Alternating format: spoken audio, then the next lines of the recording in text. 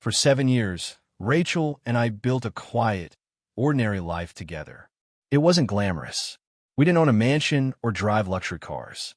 Our apartment overlooked a busy street instead of a beautiful lake, and most weekends were spent shopping for groceries or watching movies on an old couch that had seen better days. But I loved that life. I loved waking up beside Rachel every morning. I loved the way she hummed softly while making coffee before work. I loved the little traditions we created without even realizing it. Friday pizza nights, Sunday morning walks, late-night conversations about the future. Back then, the future seemed simple. I worked as a software engineer during the day while spending every spare hour building my dream. A video game, not just any game, the kind of immersive world I had imagined since I was a teenager. Rachel believed in me from the very beginning. When I doubted myself, she reminded me why I started. When I stayed awake until 3 in the morning fixing bugs, she quietly left coffee beside my computer without saying a word. One day, she would tell me with a smile, "People all over the world will be playing something you created." Those words carried me through countless difficult nights.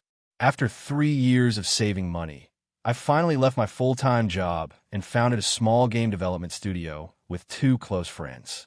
We rented a tiny office above an old bookstore. The paint peeled from the walls. The chairs didn't match. The internet disconnected whenever it rained. But none of that mattered.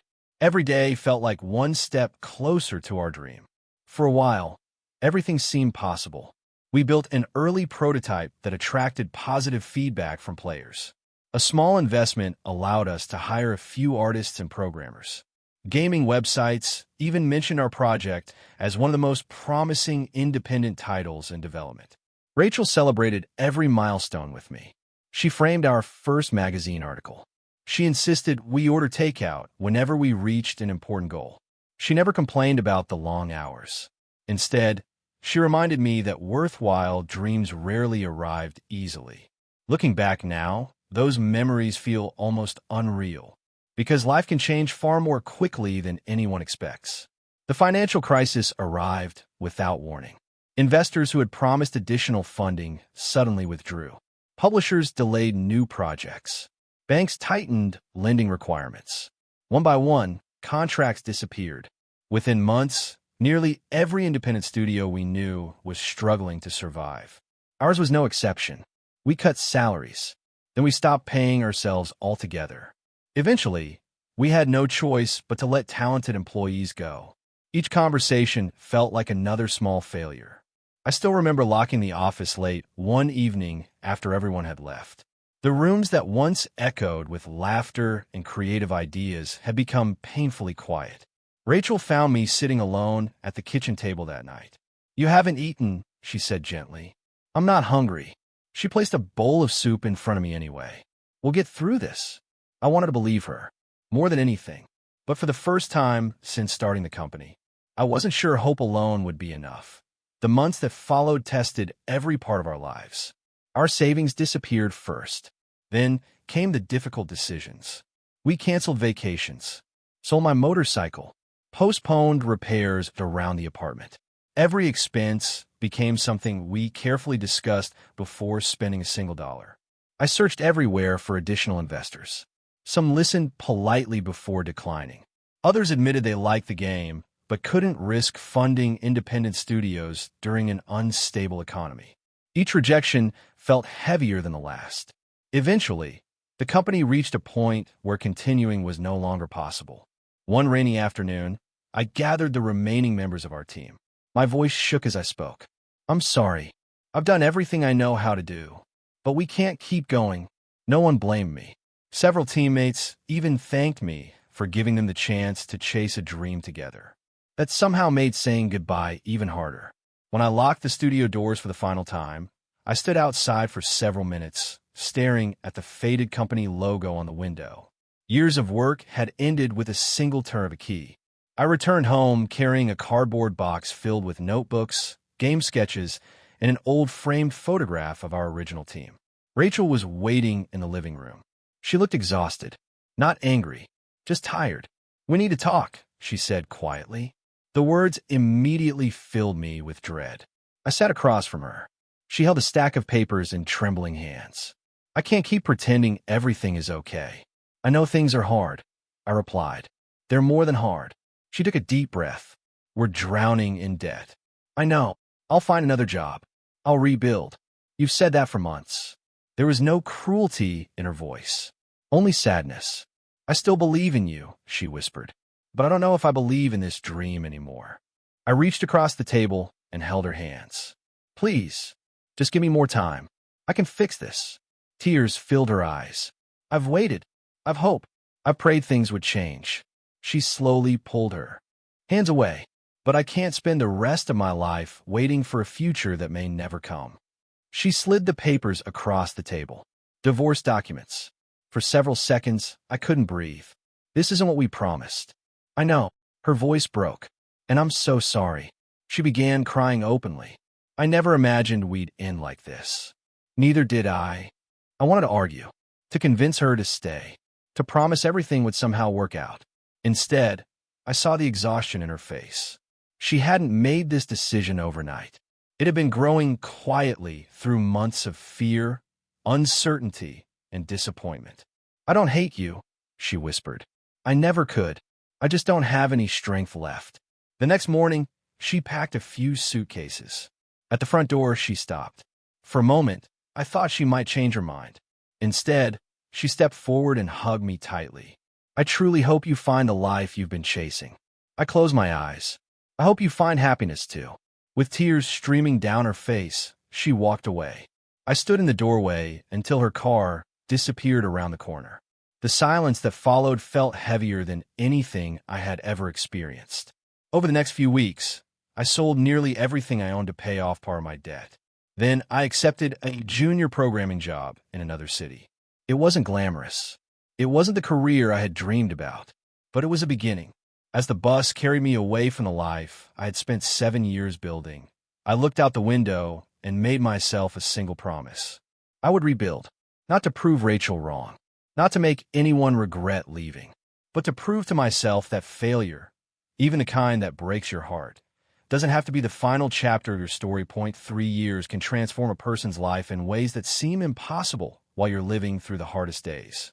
When I arrived in the new city after my divorce, I owned little more than a suitcase, an aging laptop, and a determination that refused to disappear.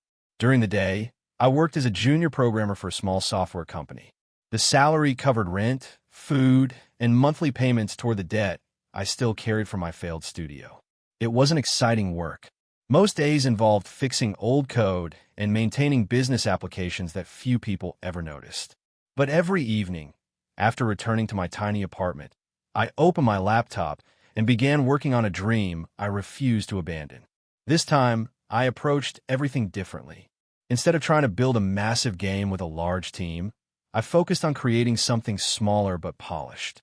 Every mechanic had a purpose. Every level was carefully tested. Every feature had to earn its place. Failure had taught me lessons success never could. After nearly a year, I saved enough money to rent a small office. There were only 3 of us. Me, a talented artist named Maya, and Noah, a programmer who believed in the project almost as much as I did. We couldn't afford expensive furniture or modern equipment. Our desks came from a second-hand office warehouse. The coffee machine worked only when someone tapped the side twice. The air conditioner seemed to have only 2 settings, freezing or broken. We laughed about it anyway. What should we call the company? Maya asked one afternoon. I looked around the tiny office. 3 people, 1 dream, a second chance. Phoenix Interactive. Noah smiled immediately. Because it rose from the ashes? I nodded. Exactly. The name reminded me every day that failure wasn't permanent. Over the next 2 years, we slowly expanded. 4 employees became 8. 8 became 15. Then 25. Our first mobile game performed well enough to pay the bills. Our second title attracted international publishers. The third changed everything. It was an online cooperative adventure game built around teamwork instead of competition. Players from around the world embraced it almost immediately. Streaming channels featured it daily. Gaming websites praised its creativity and community-focused design. Within 6 months, Phoenix Interactive had become one of the fastest-growing independent studios in the country.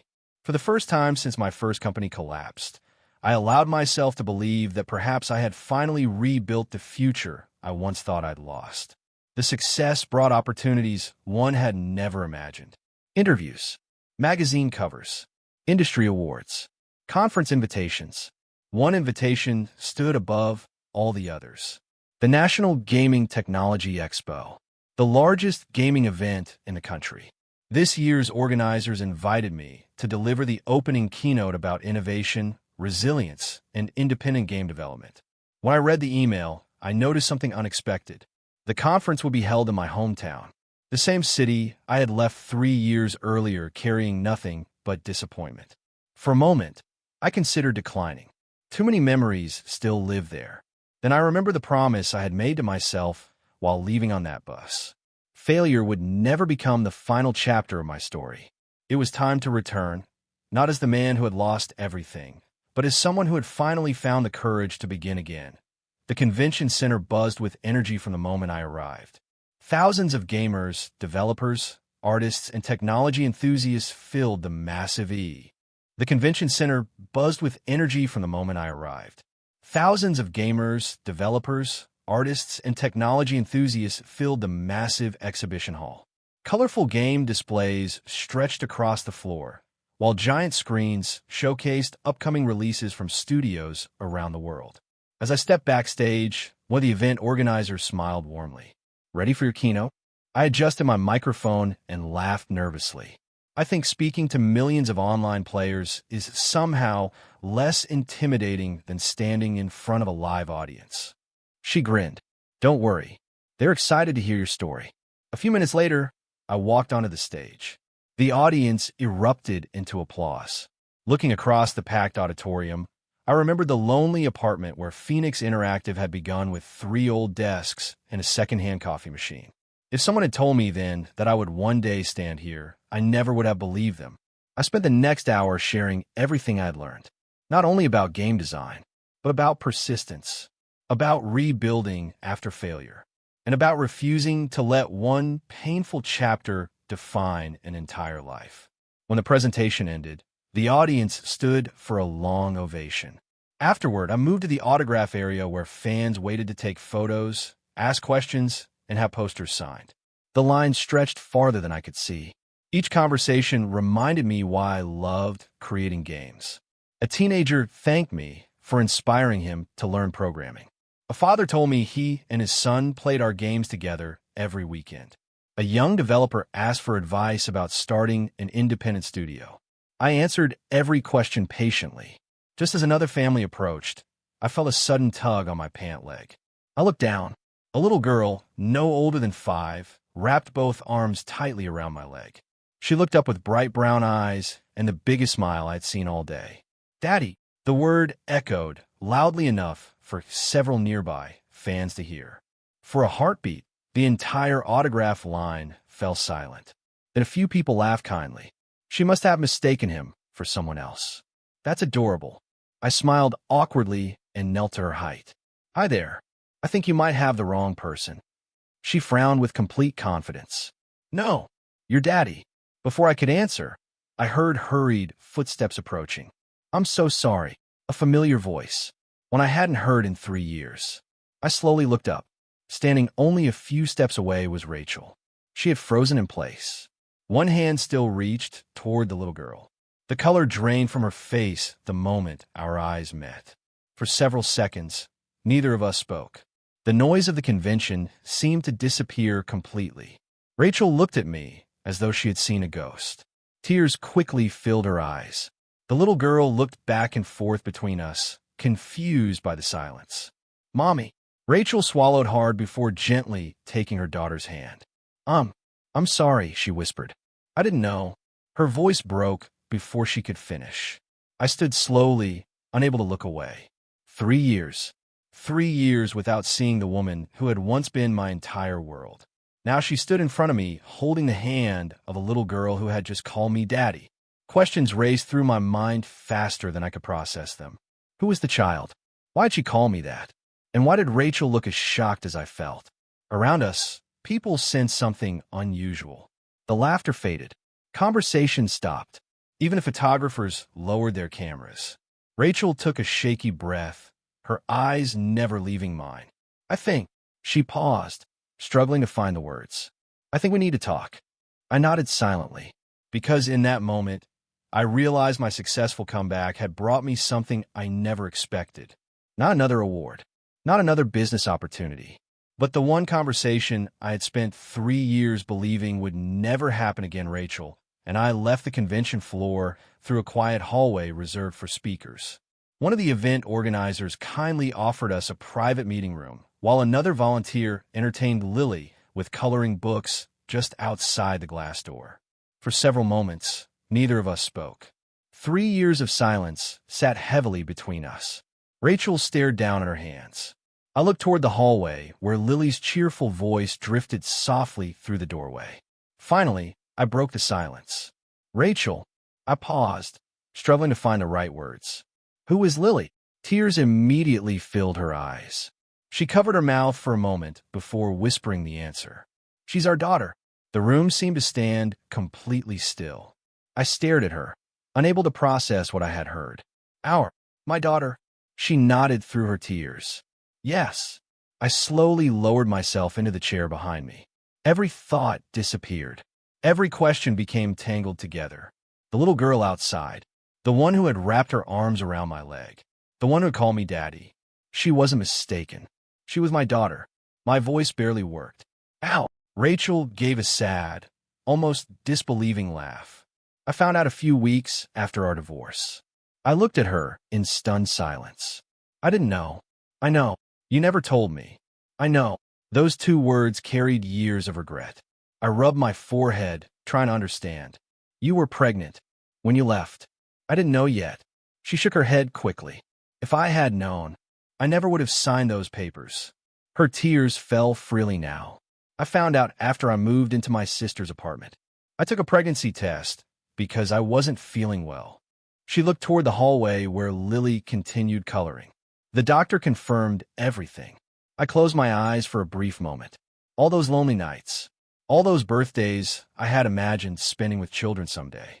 Every milestone I thought belonged to another future. They had been happening without me. I opened my eyes again. Why didn't you tell me? Rachel's shoulders trembled. Because I hated myself. I remained silent. I kept thinking about the day I left. The things I said. How I walked away when your whole world was falling apart. She wiped away another tear. Then I discovered I was carrying your child. Her voice cracked. I felt like the worst person in the world. I listened without interrupting. I knew how badly you wanted to rebuild your career. You'd already lost your company. You'd lost our marriage. You were drowning in debt. She looked directly into my eyes. I couldn't bear the thought of becoming one more reason you felt trapped. I frowned. Rachel, The weeks after the gaming expo became the most important of my life. Not because Phoenix Interactive continued breaking sales records. Not because reporters requested more interviews. But because every weekend gave me another chance to know the little girl I had missed for 5 years. Rachel and I agreed not to rush anything. Lily deserved stability, not confusion. So we decided to move one careful step at a time. Our first outing was simple. A quiet afternoon at the neighborhood park. I arrived carrying a small backpack filled with snacks, juice boxes, and a colorful kite I had bought on the way. Lily spotted me almost immediately. Daddy! She ran across the grass and threw her arms around my waist. This time, the word no longer surprised me. Instead, it filled a place inside my heart that I hadn't known was empty. I brought something. Her eyes widened as I pulled the kite from the backpack. We're going to fly it. If the wind cooperates. She laughed. I can help. For nearly an hour, we ran across the open field together. The kite climbed higher with every gust of wind. Whenever it dipped toward the ground, Lily giggled so loudly that nearby families couldn't help smiling. Watching her laugh made the years I had lost feel even more precious. Later, we sat beneath a large oak tree sharing sandwiches. Lily asked questions without hesitation. What was your favorite game when you were little? Did you always want to make games? Can dogs play video games? I laughed at the last one. I don't think so. She frowned thoughtfully. Maybe they need bigger controllers. I smiled. Maybe they do. Rachel watched quietly from a nearby bench. For the first time since our reunion, I saw genuine peace on her face. Over the following months, those afternoons became part of our routine. Sometimes we visited museums. Sometimes we built model castles at home. Other weekends were wonderfully ordinary. Trips to the bookstore. Ice cream after school. Walking through the park while Lily proudly explained every flower she recognized. The moments I once believed I had lost forever slowly became part of my present. One evening, Rachel called unexpectedly. Lily wants to ask you something. A tiny voice came through the speaker. Daddy, yes. My teacher says we're reading a new story tomorrow. I have to practice tonight. Will you read it with me? I smiled before she even finished asking. I'd love to. That evening, I joined them at Rachel's house. Lily climbed onto the couch beside me carrying a large picture book. She leaned comfortably against my shoulder as we read together. Whenever she struggled with a difficult word, we sounded it out together. When she finally reached the last page, she looked up proudly. I did it. You certainly did. She wrapped her arms around me. Thank you. As I hugged her back, I realized something beautiful. Being a father wasn't built through one extraordinary moment. It grew through hundreds of ordinary ones. A bedtime story, a shared laugh, a simple promise kept. Those small moments were quietly giving us the relationship I had feared was impossible to build. 1 year passed almost without me noticing. Phoenix Interactive continued growing beyond anything I had imagined. We opened another studio, released a successful expansion for our flagship game, won several industry awards for innovation and community design. Reporters still asked the same question during interviews. What does success feel like after everything you've been through? A year earlier, I would have answered with statistics, revenue, player numbers, international partnerships. Now my answer was always different. Success is getting home in time to read my daughter a bedtime story. Most interviewers smiled, assuming I was giving a thoughtful quote. Only I understood how completely true it was. One Friday morning, Lily called me while I was finishing a meeting. Daddy, hi, sweetheart. My school is having family celebration day next week. Can you come? I laughed. Try stopping me. She giggled.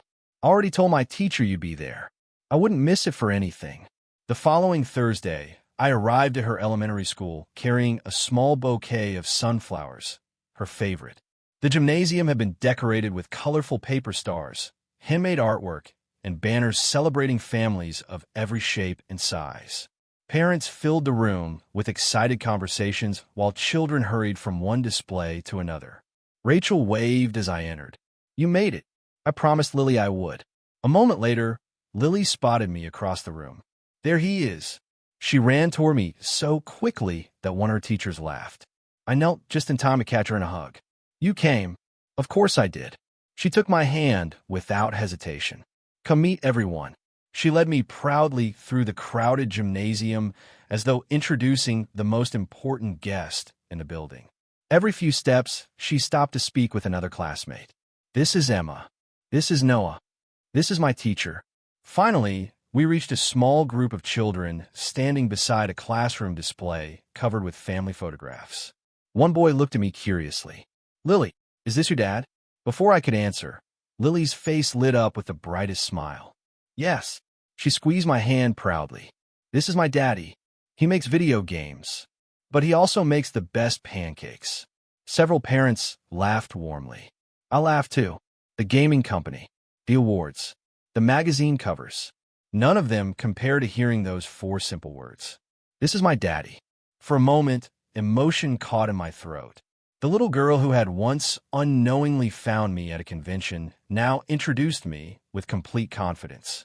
Not as a stranger, not as someone she had recently met, but as her father. Rachel quietly watched from across the room.